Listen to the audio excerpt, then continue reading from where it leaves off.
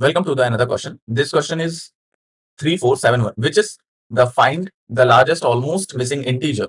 Okay. At first instinct, this question seems easy, but there is a catch that this question seems easy due to its constraints, which is fixed, which is just the 50 and just the 50. The length of the array which is given is having length of 50, and the numbers value inside it are from 0 to 50. Okay.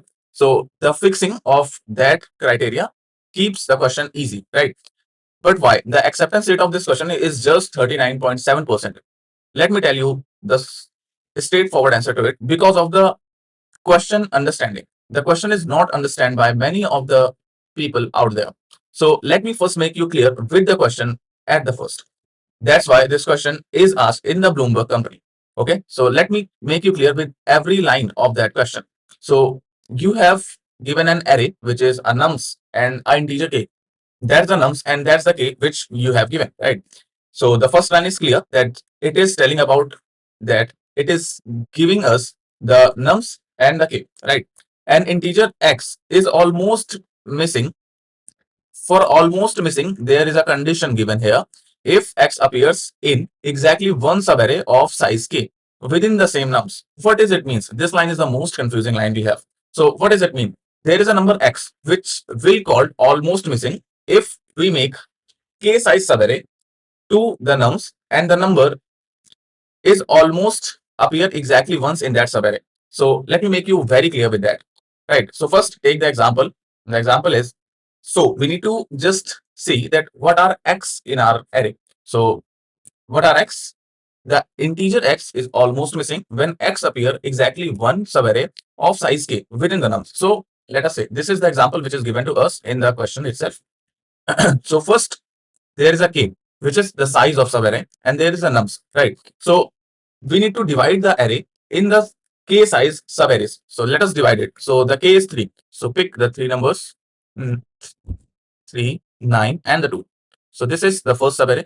What is the second subarray? Second subarray is 9, 2 and the 1. What is the third subarray? Is about 2, 1 and the 7. This is the 3 size subarray. We can say as a k size subarray, which is being developed from this nums, right? The question says that the x appear exactly one subarray of size k. So we have made a subarray of size k. Now let us see what element appear exactly once. So we have made a subarray of size k. Then see what element just appear one in a subarray. So let us talk about the number 3. The number 3 appears in how many subarrays? So number 3 appears only in one subarray, right? So we have only in one subarray. Let us talk about the number 9. So let us say the number 9. The number 9 appears 2 of the times as here and the here. So 2 of the time the number 9 appears. So let us say it is asked as 2. Now what is the next? Let us ask for 2.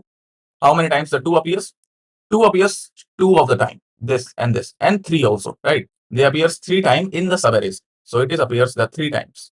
Okay. Now let us talk about what about 2? 2 we already have. What about the 1? The 1 is already appears in 2 of the times. So we have the 2. Now what is the 7? What about 7 we have? So 7 appears only once because no other 7 appears in any of the subarrays. 7 appears only once. So we will write it as it appears in only one subgroup. So what are missing numbers? X is almost missing number if x appear exactly one subarray. So if x appears exactly one subarray, so this appears exactly in one subarray. This 7 appears exactly in one subarray. So we have 3 and 7 as our, what do we call it? As our almost missing numbers.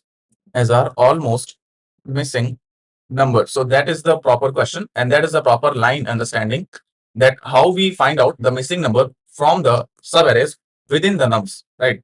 So let me make you very clear with that. So an integer x is almost missing from the nums if x appears in exactly one subarray of size k. So we need to divide the nums in various sizes of k, how many sizes are possible, and then just see which number is appearing once in a subarray, right? Because 3 is appearing only once in a subarray and 9 is appearing 2 times and 2 is appearing 3 times. So that's how we will calculate all the things and then find out that which number is appearing only once in the subarray. So there is 3 and the 7, right? So they are the x, we find out. They are the x. Now, what is the next question? I think you got this line very clear. then return the largest among the missing number from the nums. If no such element, return -1. It is very simple that this is, we need to return the largest. Okay, so we need to return 7. Return 7. If no elements is present, we need to return -1. So let us see there is a 7 answer, right? So you got this line also. And subarray is a contiguous subsequence. So we need, in subarray, we need the elements without skipping the elements, right? So that line is clear. All lines are clear to you. Now I think you got the understanding and you are reaching to the above the acceptance rate. So there is a thing before we start the video that I make daily videos on Leetcode of this type of understanding. Feel free to reach out the channel and suggest any of the changes you need. I will make the changes. I will accept the flaws of the video. So please go through all the videos and feel free to subscribe the channel too. Now moving to the intuition of this problem, how to solve it. You can search Stranlab, right? Now moving to the intuition of it. So now a great question that how to solve this problem now, because we understand the problem, we understand every line, every word of the problem very carefully. So there is a part to solve this problem. I will make you clear that after understanding my solution, you will be able to code by yourself. So just be with me to the couple of minutes, you will solve this problem very well. So what is the thing we need to search in the question? We need to search in the question that whosever elements are appearing more than one, not more than one, whosever elements are appearing exactly one number of times. So we need to count the frequency of the elements. So we need to have the frequency of the element. So we need to say that it is a count, right? So we need to fetch out the counts of the element, as the count says that in how many groups, many group of size k, a element appear, as we found out here that in how many groups this element appear, that 3 appears in exactly one group, 9 appears in exactly 2 groups, and 2 appears in exactly 3 groups. So we need to find out the count. We can say it as a count. Okay, so we need to find out the count of the elements. After finding the count of each element, we need to pick the element whose count is exactly 1, and we need to pick the largest element among it. You solve this question. And now understanding the proper flow of this question as to how to calculate the frequency and how to calculate the largest among it. So there is only 2 or 3 number of steps, right? So to calculate the frequency, what do we need? As there is a question that says the numbers are exactly from 0 to 50. We can use that constraint. That's why the question is marked as easy due to constraints, right? So the constraints are the number is from 0 to 50. So we need a array to mark the frequencies of the number from 0, 1 until the 50. So we do not need any hash map or any other things. We need a fixed size array that will be a big O of one space. A hash map will contain the space that will reduce the space. That's why this question is asked in the Bloomberg, that you are focusing on the constraint part or not. So this is having a frequency array. Let us say it count. This is the count array we will have to calculate the frequency of each element. As we have, let us say this is the second and this is the third. And in our example, we having the third to appears in only the one group. So if we are filling this frequency count, we will say that the third is appeared only once and all other things, right? So this is why the constraint is given, that you need a frequency array to maintain the frequency of the elements. So now there is a problem in the question that let us say we have the array of 7, 7 and the 2. Let us say this is my any subarray of size k, right? And we have the element 7, 7 appears 2 times in the subarray. Let us say this is another subarray, which is 7. This is the subarray k equal to 3, right? We have this subarray and we need to count the frequency of 7. Let us see, if we don't know a trick, we will not find out this properly. So we have the count of 7. We need to increase it. Okay, so we have the count of 7. If we see the 7 in the subarray, we will mark this as plus plus, right? Because we are counting the frequency of the 7 in each subgroup. That's the proper thing. We need to find the frequency of the element in each subgroup only, not how many times it appears in a subgroup. We need to find in how many subgroups the number is appearing. So if we don't know the things, we will mark 7 again as plus plus. So in this group, we will mark 7 as times 2, but this is the false. We don't need to do that. So to prevent that, we need a Boolean. Let us say we need a Boolean scene, right? We have to mark the Boolean scene as true for each subarray. We need a Boolean scene for the subarrays, right? So what is the size of it? Size will of 51 because the number is from 0 to 50. So the length will be 51. So for each subgroup, if we need to count the frequency of the elements, we need a scene element. So whenever we mark this element positive means this element is present, we will mark seen of this element to the true also. Then if the next time the element is appearing, we will see, is it already seen? So if it is marked as true, we will not mark this as plus plus, right? So we need a seen also in every subgroup. So I think you got the question, and now let us understand the pseudocode of it, and in the order we understand the question. So let us write the pseudocode. Okay, the first thing we need to do in this question is to divide the array in various subgroups. How to divide this question in the subgroups? Let us see. This is the subgroup, and the subgroup size is k. So we need to divide the subgroups in the size k. So let us say I have I equal to 0 till the 3 length. So we will mark is there's this. So first group will be of 3, 9, and 2. Then we have again this, and then go to the third element. Then the group will be 9, 2, and 1. But again, the I will go to 2. So I will go to 2 and go till the 3. So the group is 2, 1, and the 7. Now there is no group left because we have taken all the subarrays of size k, right? So see, where are I ends? I ends at n minus k at place. Okay, we will see that less than n minus k at place. Okay, so at first we need a for loop, right? We need a for loop for this I. 5 minus 3 is equals to 2. Okay, so means we need a I equal to, right? So we need a less than equal to n minus k. This is the condition for it. Okay, this is the condition for it. Now we will have a I which is I will start from 0 and go till less than or equal to n minus kth place. That's how we will have all the subgroups divided. Then we need a seen array in every subgroups. So we have the subgroups from here. So we need a seen Boolean. So we will have a Boolean seen, which will be an array, right, of size n. So the size is of 51. So we need a seen array. In seen array for every subarray we have. To have the subarrays for the ith element, we need to go from ith to the I plus k for making the subarray. So for loop, let us say we have a j that will start from this I and go till I plus k. That's the thing. So that is the division of the group from I equal to 0. And if I equal to 1, that will be a division of group. If I equal to 2, that will be a division of group. Okay. So in the division of group, what we will see the first?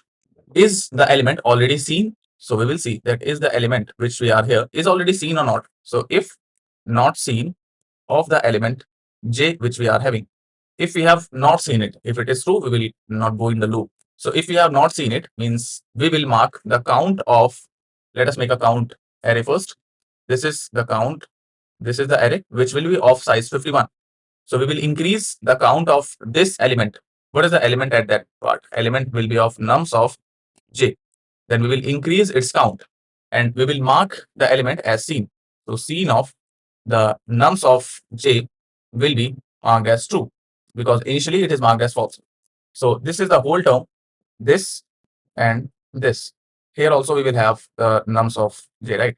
We will have this element. Now we will erase it, have the nums of j. We can see the element is marked as seen or not. So that's the thing. We will increase the count of the things as in how many groups the number is appearing.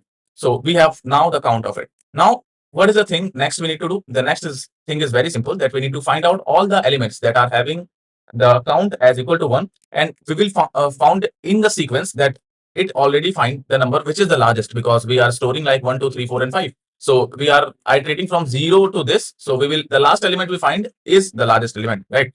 So there is a thing to find the answer. Let us mark the answer as -1, and there is a for loop from the I, let's say 0 to 50 we will have.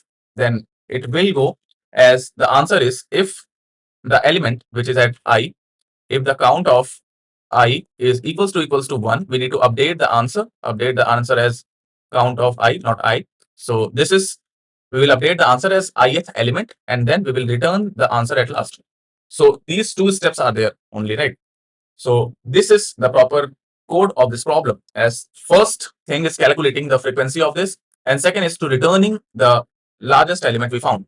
If you got this question, comment got it and hit subscribe to the channel. Now let us code it out in our code palette. So I am coding in Java. If you need a C++ and Python code, the link is in the description. So first we will have a array count, which will be equal to new int, which is the nums of length. So we will take n as nums of length, and we will mark it as n plus 1, right? Now we will divide the things into the phases. So for dividing, we need this to till n minus kth element, and we will need a equal to, right? And then the I plus plus. Then in each subarray, I need a Boolean array, Boolean scene, which is a new Boolean of size 51. Okay, we can take 51, and here we will take a 51, right? And now for each subarray, which will start from j equal to I and j less than I plus k, and then the j plus plus plus k and j plus plus. For each element, we will see is the element is already seen. So scene of nums of j. If this is valid, nums of j, we will increment the count of it, increment the count, and then mark the scene as true. Okay. Now, what the next thing? We need to find the answer. Just a thing which is totally easy. X equal to 0, x which will less than equal to 50, and we will improve the x by 1. Then if the count of x is equal to 1, we need to update the answer. So answer equal to the x, and we need to return the answer. And let us hit submit and try to see the it is passing the test cases. Okay, it is passing the test cases. Now let us hit submit and see what happens. Now hitting the submit. Okay, this question is passing all the test cases, and we have continued our streak till the 39th day. So feel free to subscribe the channel if you are till watching the channel. Okay, thank you.